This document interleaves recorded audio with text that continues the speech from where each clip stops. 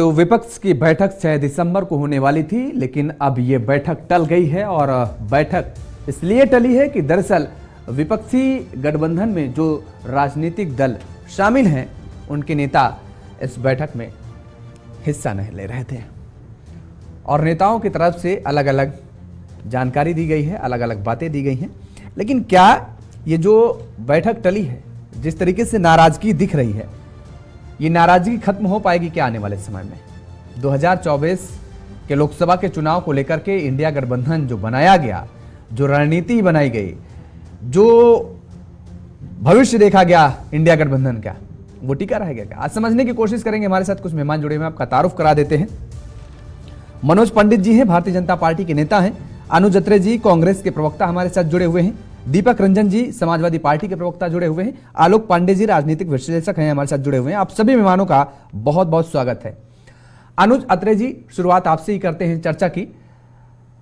जो इंडिया गठबंधन के घटक दल हैं, चाहे अखिलेश यादव का हम जिक्र कर लें, ममता बनर्जी का जिक्र कर लें, नीतीश कुमार का जिक्र कर लें, ये सभी दूरी बनाते नजर आ रहे हैं। जब ये सभी नाराज नजर आ रहे हैं, ये बैठक में शामिल होने से इनकार कर रहे हैं, तो क्या लगता है कि नैया पार हो पाएगी 24 की आपकी?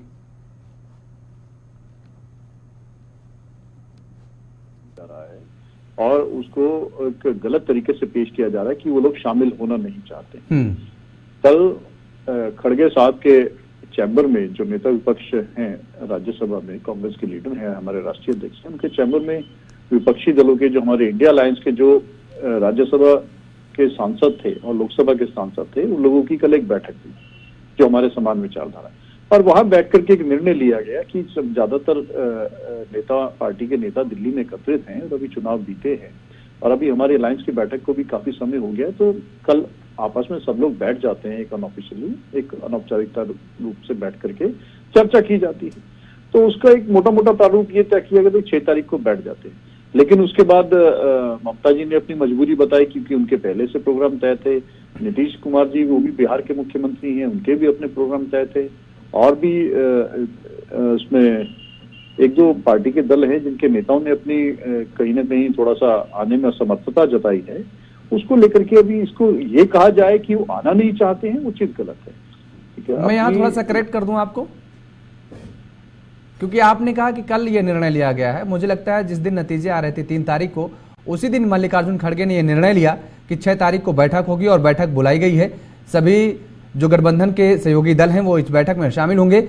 लेकिन उसी दिन से समाजवादी पार्टी के नेता हों, जेडीयू के नेता हों, तमाम तरीके की प्रतिक्रियाएं देने लगे हैं कि अब जो तस्वीर सामने 5 राज्यों में आई है, कांग्रेस अगर ये तस्वीर आने से पहले समझ लेती, इंडिया गठबंधन पर फोकस करती, तो ये तस्वीर नजर नहीं आती और ये दिन देखने नहीं पड़ते। नहीं, ऐसा कुछ नहीं है। देखिए, जो कांग्रेस ने अपना इन प्रदेशों के चुनाव में जो निर्णय लिया है वो बिल्कुल उचित निर्णय है, क्योंकि इन 500 प्रदेशों में अगर हम मिजोरम को छोड़ दें तो 4 प्रदेशों में किसी भी क्षेत्रीय दल की वहां पर कोई किसी तरह का कोई खास उपस्थिति नहीं है, जिसका ये नतीजों ने भी बताया है। कांग्रेस पार्टी को 40% वोट पड़े हैं और हम देखें तो किसी को 1 पड़े हैं, किसी को ½ % वोट पड़े हैं। और उसके आधार पर अगर हम ये अलायंस की बात अगर की जाती, अगर अलायंस किया जाता, तो आप ½ % वोट वाले के लिए आप 40% जब कांग्रेस को वोट पड़ रहे हैं, तो ये कैसे अलायंस हो सकता था? तो ये कहीं ना कहीं अव्यवहारिक था। इसलिए कांग्रेस ने तय किया था कि हम अपने कैंडिडेट्स उतारेंगे, क्योंकि कांग्रेस हर सीट पर मजबूत स्थिति में थी और मजबूती से चुनाव लड़ा गया। अगर हम किसी भी जो लोग दल हैं, और तो किसी राज्य में और किसी ने मांगा नहीं था। हाँ, मध्य प्रदेश में जरूर समाजवादी पार्टी ने कुछ सीटों की मांग की थी और उनसे बातचीत भी हुई थी, लेकिन अंत में वो निर्णायक उस पर नहीं आ पाई। तो देखा जाए तो उन सीटों पर भी समाजवादी पार्टी का प्रदर्शन कुछ खास अच्छा नहीं रहा, बनस्पत उसकी कांग्रेस ने अच्छा किया। तो बेहतर ये रहता कि समाजवादी पार्टी वहां पर अपने कैंडिडेट्स ना लड़ाती, तो वो कांग्रेस के लिए अच्छा रहता। लेकिन उसका फायदा भारतीय, अगर कांग्रेस अपना कैंडिडेट नहीं लड़ाती तो समाजवादी पार्टी को वोट नहीं पड़ रहा था वहां पर। तो उसमें क्या होता कि क्लियर कट वो बीजेपी को एक तरह से फ्री हैंड दे दिया जाता, फ्री एस्केप दे दिया जाता, वॉकओवर दे दिया जाता। तो उस चीज को देख करके मुझे लगता है वो निर्णय बिल्कुल ठीक लिया गया है और इसको कोई अन्यथा ना तो लेना चाहिए और ना कोई ज्यादा इसको अन्यथा ले रहा है। ठीक है, हाँ, सबके अपनी अपनी राय है, सब दल और सब नेता स्वतंत्र हैं अपनी राय देने के लिए और उसमें कोई अगर राय दे रहा है तो उसको किसी तरह का कोई कटाक्ष मानना या कोई बुराई मानना कांग्रेस की वो शैली नहीं है। हम लोग सबकी सलाह मशवरा को सुनते हैं, और जो लोग राय दे रहे हैं ठीक है, उनको अधिकार है, उनकी राय का सम्मान है, उनकी सलाह का सम्मान है, और देखेंगे आगे कैसे करना है। ठीक, दीपक रंजन जी, कोई जनाधार नहीं, एक भी सीट आप जीत नहीं पाए, ये बात खुद देखिए कांग्रेस के प्रवक्ता अनुज अत्रे जी कह रहे हैं, और ये लगातार पहले से कहते नजर आए हैं कि कांग्रेस वहां मजबूत है, इसलिए कांग्रेस आपको सीट देने के लिए राजी नहीं है और तैयार भी नहीं हुई है। लगातार आप हमलावर नजर आए, लेकिन इस बीच जो चुनाव नतीजे आए, परिणाम आए, उसके बाद आप एक भी सीट वहां पर नहीं निकाल पाए। भारतीय जनता पार्टी की जीत से ज्यादा आप इस बात से खुश हैं कि कांग्रेस की वहां करारी हार हुई? देखिए योगेश, उस हिसाब से तो समाजवादी पार्टी उत्तर प्रदेश में सबसे बड़ी विपक्ष पार्टी है। सबसे ज्यादा विपक्ष पार्टी में सबसे ज्यादा मजबूत अगर है तो समाजवादी पार्टी है। समाजवादी पार्टी सड़क से लेकर के सदन तक सत्तारूढ़ भारतीय जनता पार्टी से लड़ाई लड़ रही है।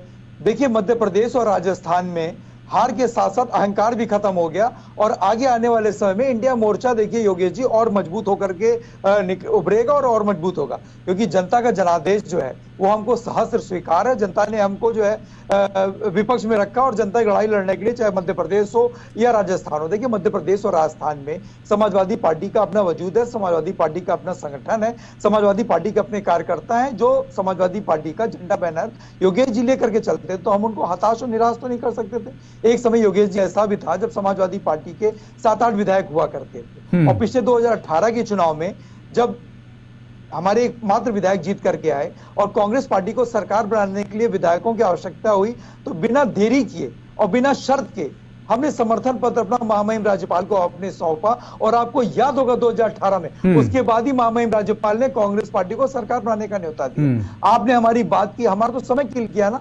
अगर आपको सीटें नहीं देनी थी तो आपको बात नहीं करनी चाहिए थी। आपने आपको बिठा करके रखा है कि 1:30 बजे रात तक हमारे वहां के प्रदेश अध्यक्ष, हमारे वहां के शीर्ष नेतृत्व को, हमारे सीनियर लीडरान को आपने वहां पे बिठा करके रखा और उनसे सीट की बात हुई। उसके बाद जो सीट हम जीते हुए थे, जहां हमारे सिटिंग एमएलए थे, वहां पर भी आपने अपना कैंडिडेट खड़ा दिया। 5 विधानसभा सीटों पे जहां पर हम दूसरे पे थे, जहां हमने सेकंड पोल किया था, वहां पर भी आपने अपना कैंडिडेट खड़ा कर दिया। तो समाजवादी पार्टी अपने क्या उसको समाजवादी पार्टी को अपने पार्टी का विस्तार करने का अधिकार नहीं है? तो मैं तो समझता हूं कि अगर समाजवादी पार्टी का सहयोग और समर्थन लिया होता तो शायद आज परिणाम जो देखने को मिल रहा है, परिणाम में देखने को नहीं मिलता। आप ये मानते हैं कि कांग्रेस के ये अहंकार की हार है, आप ये कह रहे हैं? नहीं, देखिए सभी के अहंकार की हार है, मैं किसी पार्टी का नाम नहीं ले रहा हूं। हाँ। और अहंकार कभी किसी का नहीं जीतता है। मैं ये जरूर कहना चाहता हूं कि अगर कांग्रेस पार्टी ने योगेश जी समाजवादी पार्टी का सहयोग और समर्थन ले लिया होता, ये सही है कि हो सकता है कि आप वोट परसेंटेज अगर मिलाइए तो हो सकता है समाजवादी पार्टी जो है उतना वोट परसेंट उतनी अच्छा नहीं कर पाई हो, लेकिन इसका रिएक्शन जो इस एक्शन का जो आदरणीय कमलनाथ जी का जो एक्शन था, उसका रिएक्शन जनता में बहुत बुरा गया, क्योंकि समाजवादी पार्टी के राष्ट्रीय अध्यक्ष जी की लोकप्रियता सभी हिंदी भाषित राज्यों में, उनके मानने और जानने वाले सभी राज्यों में उनको चाहते हैं लोग। तो जिस तरीके से वहां के पूर्व मुख्यमंत्री जी ने जिस तरीके से माननीय हमारे राष्ट्रीय अध्यक्ष जी के लिए कहा, तो जनता ने उसको एक्सेप्ट नहीं किया, जनता ने उसको पसंद नहीं किया। तो उस रिएक्शन में जो जनता ने एंटी कांग्रेस जो है वोट कर दिया। ठीक है, लेकिन ये सही है कि आज जो है मैं नेता बीजेपी मनोज पंडित जी बैठे हैं, मैं इनको तीनों राज्यों में इनकी सरकार बन रही है, मैं इनको शुभकामनाएं देता हूं। और साथ ही साथ मैं ये भी चाहता हूं कि जिन राज्यों में इन्होंने जो वादे किए थे जनता से, उन वादों को अविलंब ये पूरा करें। इन्होंने राजस्थान में 450 रुपए सेंटर देने की बात कही है। मैं तो समझता हूं शपथ होने के बाद अगला सिग्नेचर जो मुख्यमंत्री जी करेंगे वो 450 रुपए सेंटर का करेंगे। लेकिन उसके पहले उत्तर प्रदेश में इनकी सरकार है, ये उसकी शुरुआत उत्तर प्रदेश से करें। उत्तर प्रदेश राजस्थान में उन्होंने 2.5 लाख नौजवानों को रोजगार देने की बात कही है। तो कहीं ये वादे वैसे ही ना हो जाए जो 2014 से पहले आदरणीय मोदी जी ने जनता से किया था कि 2 करोड़ हम लोग को, नौजवानों को, बेरोजगारों को रोजगार देने का काम करेंगे। तो ये जनता के द्वारा चुनी गई, जनता के लिए सरकार है। जनता की उम्मीदों पे खरे उतरे, और अगर जनता की उम्मीदों पे ये खरे नहीं उतरते तो निश्चित रूप से समाजवादी पार्टी मध्य प्रदेश, राजस्थान, छत्तीसगढ़ में इनके जनता की आवाज उठाती रही और उठाती रहेगी। चलिए ठीक है, आवाज उठाइएगा, लेकिन कोई बड़ा आंदोलन आप यूपी में तो खड़ा न कर पाए आज तक। दीपक रंजन जी बताइए, इतने शानदार आप विपक्ष में वहां पर मौजूद हैं। खैर, मनोज पंडित जी, जनता को बड़ी उम्मीदें हैं और विपक्ष को भी बड़ी उम्मीदें हैं। समाजवादी पार्टी के नेता को आपने सुना, और दूसरी बात प्रधानमंत्री एक और सवाल ले लीजिए। दूसरी बात कि प्रधानमंत्री नरेंद्र मोदी जी कह रहे हैं सदन पहुंचने पर उन्होंने कहा कि निगेटिविटी मत फैलाइए, सार्थक राजनीति करिए। ये आप वास्तव में सलाह दे रहे हैं विपक्षी दलों को या फिर मजे ले रहे थे केवल? नहीं, हम तो तहे दिल से सलाह देते। देखिए रीजन क्या है, ये तो आपकी सोच पर निर्भर करता है योगेश जी कि आप बात को किस परिप्रेक्ष्य में समझते हैं। हमारा दिल साफ है, हम बिल्कुल साफ है, हमारी नीयत साफ है। जी डिस्कनेक्ट हो गया, तो इसको हेलो, हाँ बोलिए मनोज जी, बोलिए आप। मैं कहा हमारी नीयत साफ है, उस नीयत पे ही तो जनता ने हमें दोबारा चुना वहां पे योगेश जी। और हम लोग कटाक्ष करने की आवश्यकता नहीं है, हमने तो एक अच्छा मान के सलाह दी, अब इन्होंने वो भी नहीं मानी। और जैसे कि हमारे सपा के मित्र कह रहे थे कि अब जो आपने वादा किया है जनता से पूरा कीजिए। अरे योगेश जी, हम तो पिछले 9 साल से वादे पूरे ही करते आ रहे हैं। आप देखिए पूरे चुनाव में एक ही नारा था कि मोदी ही गारंटी है और मोदी की बात ही गारंटी है, जो हमने कह दिया वो गारंटी है। हमने कोई शपथ पत्र देने की आवश्यकता नहीं पड़ी। क्यों? क्योंकि जनता को हम पर भरोसा है, जनता को भाजपा की नीयत और नीति दोनों पर भरोसा है, उसी के लिए जनता ने हमें चुना है। और हम इस बात के लिए प्रतिबद्ध है कि जो हमने जनता से वादे किए हैं, शपथ तो लेने दीजिए, शपथ होने दीजिए, और शपथ के बाद फिर कार्य कैसे सुचारू रूप से चलेगा वो आप भी देखेंगे और हम भी देखेंगे। योगेश जी, राह बड़ी मुश्किल होगी कह रहे हैं, दीपक जी कह रहे हैं बड़ी मुश्किल राह होगी 24 की, परेशान मत होइए, इंडिया गठबंधन एक होकर के चुनाव लड़ेगा। योगेश जी मैं क्या कहता हूं, हम तो लड़िए ना चुनाव, किसने रोका है आपको? आप कैसे चुनाव लड़ेंगे वो तो बता चुके। अखिलेश यादव जी ने कहा ना, आइए उत्तर प्रदेश में देखते हैं क्या करेंगे आप। और गठबंधन तो कांग्रेस का पहले गठबंधन हो चुका है योगेश जी उत्तर प्रदेश में, और गठबंधन कर चुके हैं ये पहले। तो अब क्या है, अब ये गठबंधन क्या करेंगे क्या नहीं करेंगे ये तो समय के गर्भ में है। पर लेकिन आज की भविष्य की, आज की जो वर्तमान स्थिति है वो ये है कि जनता ने भारतीय जनता पार्टी को चुना है और चुन के बहुमत की सरकार दी है। अब हमारी जिम्मेदारी है कि हम जनता के साथ जो हमने वादे किए हैं उनको हम कैसे पूरा करेंगे और उनको आगे कैसे बढ़ाएंगे। ठीक है, अच्छी बात है, आगे बढ़ाइए, क्योंकि जनता ने आपको इसलिए चुना है और जनता का विकास हो प्रॉपर तरीके से, जनता इसलिए आपको पूर्ण बहुमत दी है। आलोक पांडे जी, इंडिया गठबंधन में दरार जो देखने को मिल रही है, ये जो दूरियां देखने को मिल रही हैं, हम कोई भी शब्द का इस्तेमाल कर सकते हैं, नाराजगी लगातार देखने को मिल रही है। अभी तक राहुल गांधी के सर पर सेहरा यानी ताज सजाने की कोशिश की जा रही थी, लेकिन अब जेडीयू के नेता लगातार इस बात को कह रहे हैं कि इंडिया गठबंधन को कोई आगे ले जा सकता है तो नीतीश कुमार ही आगे ले जा सकते हैं। देखिए योगेश भाई, अब इस बात को जन्मदाता है, मैं तो कहता हूँ इंडिया गठबंधन या इंडिया अलायंस के मदर है, उनकी दिमाग की उपज है। वो तो कांग्रेस बीच में जो पूछ पड़ी थी कि नहीं हम बड़ी पार्टी तो साहब हम चलाएंगे, राहुल गांधी के नेतृत्व में चलाएंगे। राहुल गांधी लॉन्च नहीं हो पा रहे हैं, तो एक बड़ी समस्या है कांग्रेस के पास, उन्हें कैसे लॉन्च करे। बात इंडिया अलायंस है, तो मैं कई चैनलों में कह सकता हूँ, JK24 में कहा हूँ कि इंडिया अलायंस मजबूत, हालांकि ये अभी क्रिया है प्रारंभिक, तो कांग्रेस ने एटीट्यूड दिखाया था, उसके बाद अब क्षेत्रीय दल अपना एटीट्यूड दिखा रहे हैं। लेकिन दोनों की मजबूरी है ना, जैसे एक नाव में है फकीर पिया सिंह भी है, दोनों को जिंदा रहना है, तो खाएंगे नहीं, दोनों को सर्वाइव करना है। इसलिए चाहे क्षेत्रीय दल हो चाहे कांग्रेस पार्टी हो, दोनों जानते हैं कि अगर बीजेपी को हराना है तो हम एक दूसरे को पसंद करें या न करें, हमको साथ आना पड़ेगा। अगर फाइट भी देना है, हरा पाएंगे नहीं पाएंगे तो 2024 के चुनाव पता चलेगा।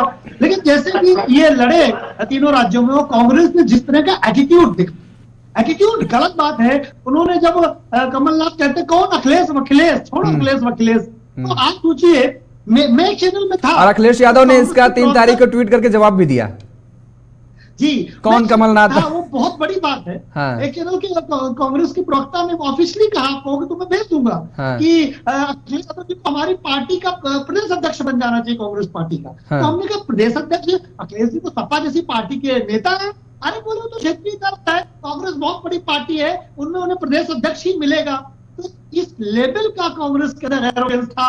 उनको ये लग रहा था कि छत्तीसगढ़, मध्य प्रदेश, राजस्थान और तेलंगाना, हम चारों राज्यों में सरकार बनाने जा रहे हैं। तो कांग्रेस ने जिस तरह का एटीट्यूड दिखाया, देखिए समाजवादी पार्टी, मैं तो एक स्वतंत्र व्यक्ति हूं, लेकिन मुझे बड़ा बुरा लगा जब एक समाजवादी पार्टी के एक नेता को, जो कि एक मुख्यमंत्री है, उसके पिता 3 बार 4 बार मुख्यमंत्री है, वो खुद एक मुख्यमंत्री है, 37% वोट प्राप्त करने वाली पार्टी है। और अभी हाल ही में एक रिपोर्ट आया है कि शायद मैं गलत नहीं हूं तो बाकी तो समाजवादी पार्टी वाले भाई बताएंगे कि क्षेत्रीय दलों में सबसे रईस पार्टी है भारत की, सबसे प्रॉस्परस पार्टी है पूरे भारत में। तो रिच भी है, 37% वोट भी, और उत्तर प्रदेश में, जहां दुनिया का 5वां बड़ा देश है पॉपुलेशन के आधार पर, अगर एक देश होता 25 करोड़ पॉपुलेशन की में 37% वोट पाने वाली पार्टी को जब कांग्रेस पार्टी इस तरह से अपमानित करती है, यूपी का होने के नाते मुझे बड़ा अपमान महसूस हुआ कि इस तरह का व्यवहार कांग्रेस को नहीं करना चाहिए था। और दूसरी बात, शायद राजनीतिक विश्लेषकों की बात कांग्रेस पार्टी जैसे लोग नहीं मानते, बड़े लोग हैं ये। मैं इंडिया गठबंधन के निर्माण के बाद से कह रहा था कि बच्चा कक्षा 9 पास ना हो और तुमको तो हम सीधे 10 का एग्जाम देंगे, ये कहां से जायज है? आपने छोटे एग्जाम में कह रहे हमारा कोई कोलैबोरेशन नहीं है, राज्यों की विधानसभा में कोई हमारा है नहीं और हम सीधे लोकसभा लड़ेंगे। अरे पहले जरा विधानसभा में कुछ टेस्ट तो कर लेते। आप विधानसभा में एक दूसरे पर भरोसा नहीं कर रहे हैं, लोकसभा में भरोसे की बात कर रहे हैं। जनता आप पे कैसा भरोसा करेगी जब आप इतना एक दूसरे पर डाउटफुल है? जब समाजवादी पार्टी का आप इस तरह उनका, आप अखिलेश भाई का दर्द देखिए, वो कह रहा हमारे नेताओं को रात में 1:30 बजे तक जगाए बैठे। हाँ, वो दर्द अभी देखिए ना, दीपक जी ने वही बात रिपीट की है। भाई आपने हमारे अध्यक्ष को बुलाया, हमारे नेताओं को बुलाया, जगाया, हमारी रणनीति क्या है वो आपसे हमने साझा कर दी, हमारी रणनीति आपने जान ली, और उसके बाद जब सीट देने की बात आई तो आपने कह दिया कि नहीं साहब, हमने तो ये केंद्र के चुनाव जब होंगे, लोकसभा के चुनाव होंगे, उसके लिए हमने सीट बंटवारा करेंगे, अभी तो कोई इसमें गठबंधन ही नहीं है।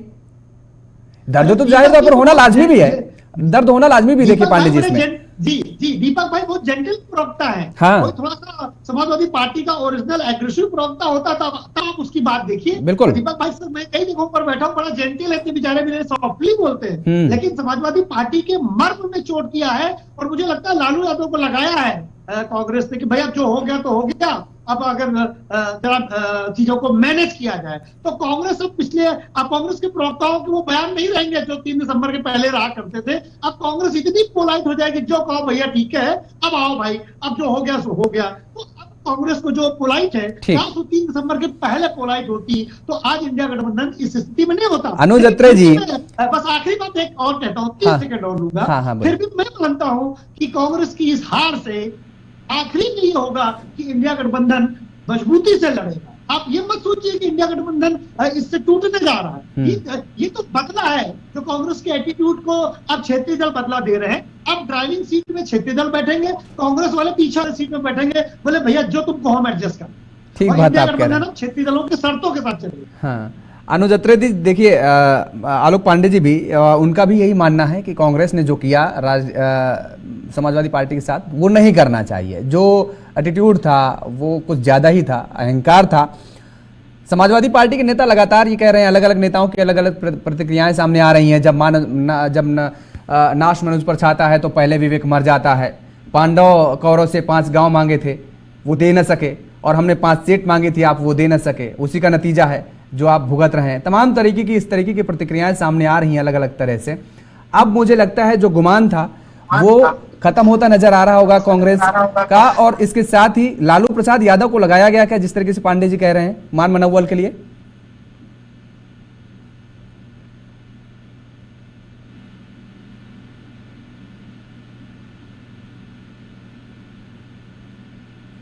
अनुज जी अनम्यूट करिए, म्यूट किए हुए हैं शायद आपने।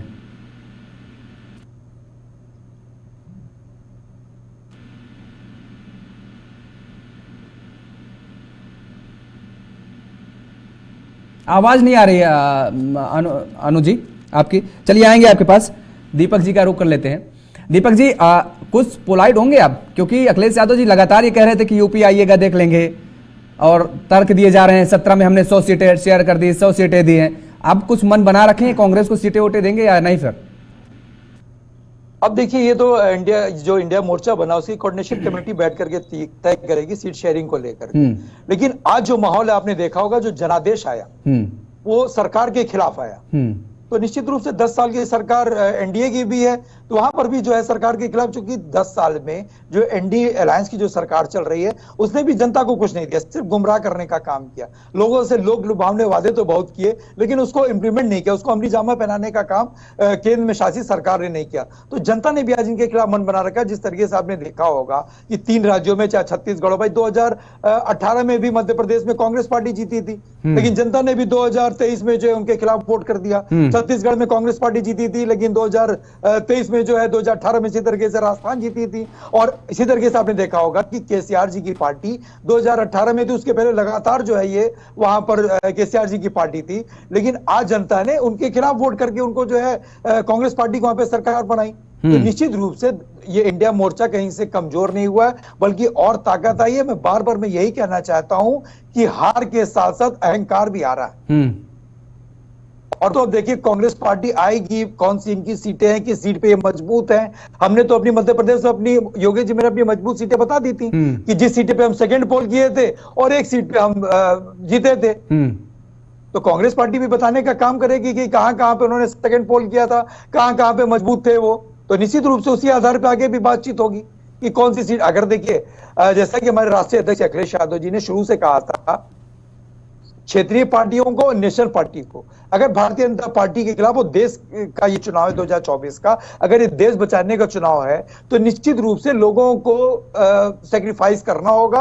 और क्षेत्रीय पार्टियों को आगे लेकर के, जो क्षेत्रीय पार्टियां भारतीय जनता पार्टी से अपने अपने राज्य में मजबूती के साथ लड़ रही हैं, उन पार्टियों को आगे करके जो नेशनल पार्टीज है उनको पीछे होकर के, जैसा कि अभी हमारे बड़े भाई आलोक पांडे जी ने कहा कि ड्राइविंग सीट पे कौन होगा और पीछे की सीट में क्या होगा, अगर ये सैक्रिफाइस नेशनल पार्टीज करेंगी तो निश्चित रूप से 2024 का चुनाव जनता का चुनाव है। और हम इंडिया मोर्चा के लोग, और देखिए समाजवादी पार्टी का सिर्फ एक उद्देश्य और एक लक्ष्य लेकर के चल रही है कि हर उसमें स्वास्थ्य, शिक्षा, रोजगार और महंगाई, यही हमारा नहीं। ठीक है, ये तो मुद्दे ठीक है, ये मुद्दे तो तब होंगे जब अलायंस कर लेंगे, उसके बाद सीट शेयरिंग की बात हो जाएगी। लेकिन एक चीज और यूपी में जो देखने को मिल रही है, हम गया दिन अनुरागी का जिक्र करें, पशुपति नाथ राय जी का जिक्र करें, रवि प्रकाश वर्मा का जिक्र करें, लगातार जो कांग्रेस जिन नेताओं को अपने दल में शामिल करा रही है वो समाजवादी पार्टी के नेता ही जा रहे हैं।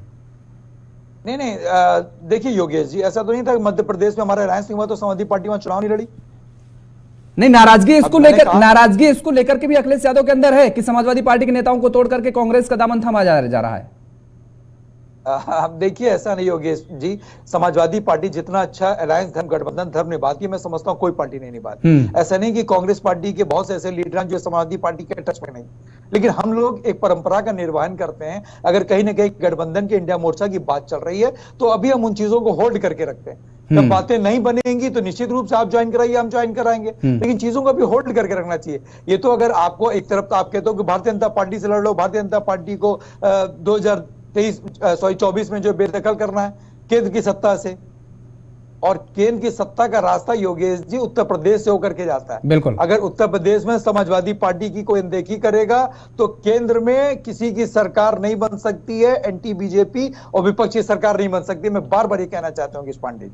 अनुज अत्रे जी, मुझे लगता है कि आप समझ गए होंगे, अनुज अत्रे जी को आवाज मिल रही है, आपकी भी आ रही शायद, तो आप समझ रहे होंगे कि अगर समाजवादी पार्टी को अनदेखा करेंगे तो केंद्र पर आप काबिज नहीं हो सकते हैं, और अगर समाजवादी बीजेपी से कोई लड़ा है यूपी में तो समाजवादी पार्टी। ये देखिए, निश्चित तौर पे समाजवादी पार्टी का जिस तरह से उत्तर प्रदेश में जनाधार है, इसकी कोई अनदेखी नहीं कर सकता है। और कांग्रेस ने हमेशा समाजवादी पार्टी का सम्मान किया है।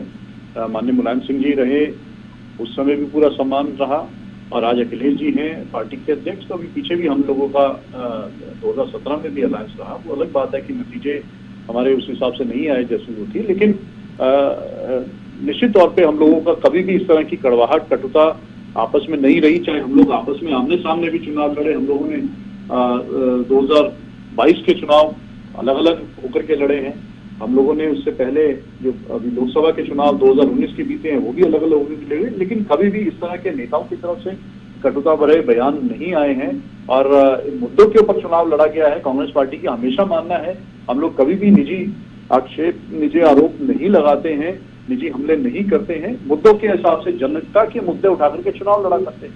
और उसी के आधार पर जो है आज जब हम लोगों की 3 से 4 बैठकें हो चुकी हैं इंडिया अलायंस की, और अखिलेश यादव जी उसमें बैठक में हमारे साथ रहे हैं और आगे भी उम्मीद करते हैं कि साथ रहेंगे मिलजुल करके जो है, जो भी देश हित में अच्छा होगा, जो भी आगे आने वाले चुनाव के लिए 2024 के लिए जो भी बेहतर होगा, ठीक है, जो बेहतर होगा वो आप करेंगे। वो कह रहे हैं आपकी पर्सनल कभी कोई टिप्पणी नहीं करते हैं, लेकिन अभी नेताओं की टिप्पणी हमने देखी और जिस बात से अखिलेश यादव आहत हैं उसको आपको भी पता है। लेकिन सवाल ये है कि साइकिल के कैरियर पर अब बैठेंगे कि नहीं बैठेंगे? देखिए, सवाल कैरियर पे बैठना या अपने हाथ पकड़ के लेके चलने का नहीं है। इस तरह के शब्दावली का मुझे लगता है हम उन चीजों को उचित नहीं समझते हैं।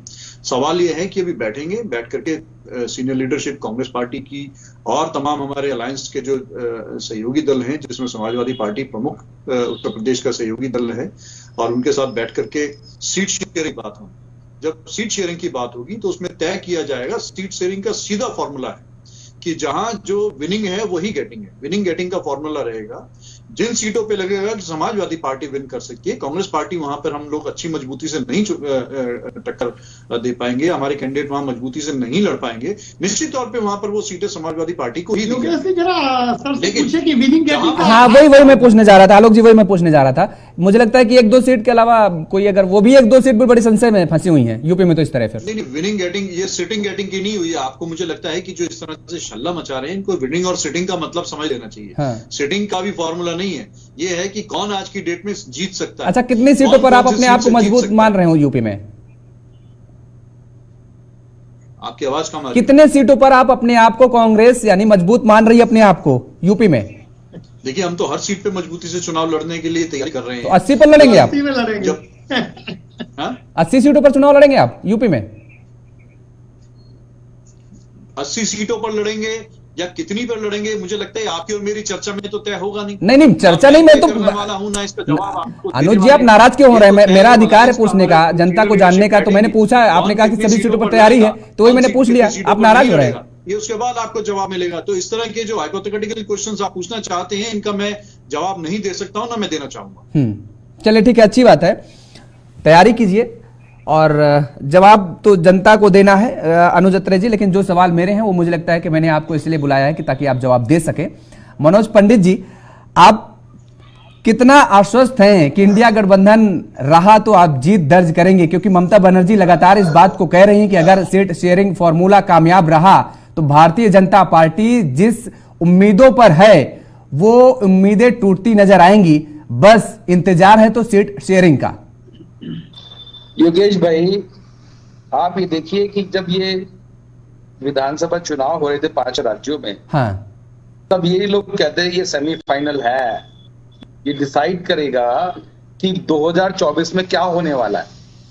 तो मुझे कहने की आवश्यकता नहीं है कि क्या होने वाला है क्या नहीं होने वाला, ये जनता तय करेगी।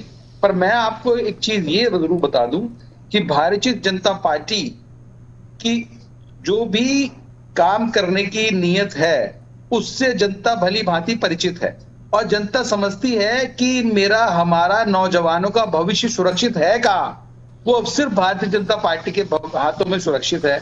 आप ये कितना भी नूरानुसी करें, ये जो इंडी गठबंधन बना है, ये पहले दिन से हम लोग कहते चले आ रहे हैं कि ये सिर्फ अपने स्वार्थ का गठबंधन है, ये जनता के हित का गठबंधन नहीं है। इसमें जितने लोगों के खिलाफ जांचें चल रही हैं, जितने इनके घोटाले सामने आए हुए हैं, अब कोई जांच होती है तो वो कहते हैं ये तो केंद्र की एजेंसी है, ये हमारे पीछे लगाई हुई है। अरे भाई, आप विपक्ष में बैठे हैं तो इसका मतलब ये नहीं है कि आपको कोई लाइसेंस मिल गया है कि आप खुल के करप्शन करें या कुछ भी करें। जनता सब जानती है योगेश भाई, और उस जानने की वजह से ही वो अपने मत को डिसाइड करती है कि मेरा न मत जाएगा कहां।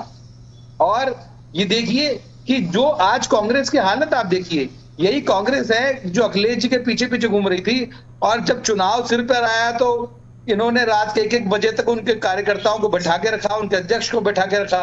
कमलनाथ जी ने कहा कि अखिलेश यादव, कौन अखिलेश यादव, हम तो जानते नहीं। अरे भाई, जो आदमी उत्तर प्रदेश का मुख्यमंत्री रहा हो और जिसके फादर उत्तर प्रदेश के 3-3 बार मुख्यमंत्री रहे हो, आप उनका अपमान ऐसे करेंगे कि हम उन्हें जानते ही नहीं।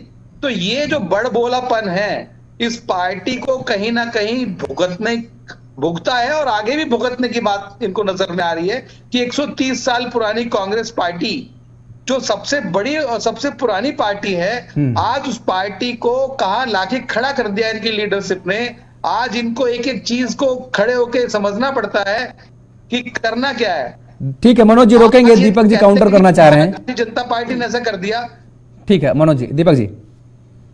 योगेश जी, मनोज पंडित जी की बातों से लग रहा है कि आज अहंकार उतर करके किसी और के ऊपर से उतर करके आज इनके सर माथे चढ़ गया है वो। लेकिन आपके तो हितैषी नजर आ रहे हैं, आपके कितने शुभचिंतक नजर आ रहे हैं। 2000 और दो नहीं, ये हमारी चिंता ना करें, ये अपने एनडी गठबंधन की चिंता कर रहे हैं, देश की चिंता कर रहे हैं, यही किसानों की चिंता कर रहे हैं, नौजवानों की चिंता कर रहे हैं, बेरोजगारी की चिंता कर रहे हैं, महंगाई कम करने की चिंता कर रहे हैं। हम चिंता कर रहे हैं, हम चिंता कर रहे हैं और हमारी चिंता को जनता भली भांति समझ रही है। नहीं, आप सुनिए, अच्छा सुनिए, आपको नहीं दिख रहा हो, मुझे आपको दिखाना नहीं है मेरे मित्र, मुझे जिसको दिखाना है, सुनिए तो सही, मुझे जिसको दिखाना है वो देख रहा है, सुनने की मुझे दिखाना है, सुनने की क्षमता रखिए, मुझे जनता को दिखाना है और जनता देख रही है। 2024 में आपकी लुटिया डूबेगा। ये आपके चश्मे की, ये आपका चश्मा कहता है कि ये अहंकार है, पर ये मेरा प्यार है, ये मेरी मोहब्बत है जनता के प्रति। यही और कॉन्फिडेंस आपको 2024 में स्वाद चखाएगा, यही अहंकार। और सुनिए योगेश जी, आज ये जिनकी बात कर रही है, यही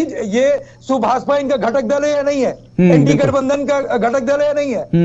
मनोज भाई हाँ या ना में जवाब दीजिएगा। नहीं, हाँ मैंने क्या है, उसमें क्या है? मना कर रहा है भाई। ओम प्रकाश राजभर सब हमारे गठबंधन में हमारे साथ हैं। ओम प्रकाश राजभर ने चले गए थे। देश के सबसे मजबूत आदमी को, जो आज देश के प्रधानमंत्री, पानी पी पी के बोरा भर भर के गाली दिया था, उत्तर प्रदेश के मुख्यमंत्री को बोरा भर भर के गाली दिया था, और मठ भेजने की बात की तो ना मालूम क्या क्या कहा था। मैं आज इस सम्मानित चैनल पे कह भी नहीं सकता। तो कौन ऐसी मजबूरी को उनको अपने आप साथ लेकर घूम रहे हो?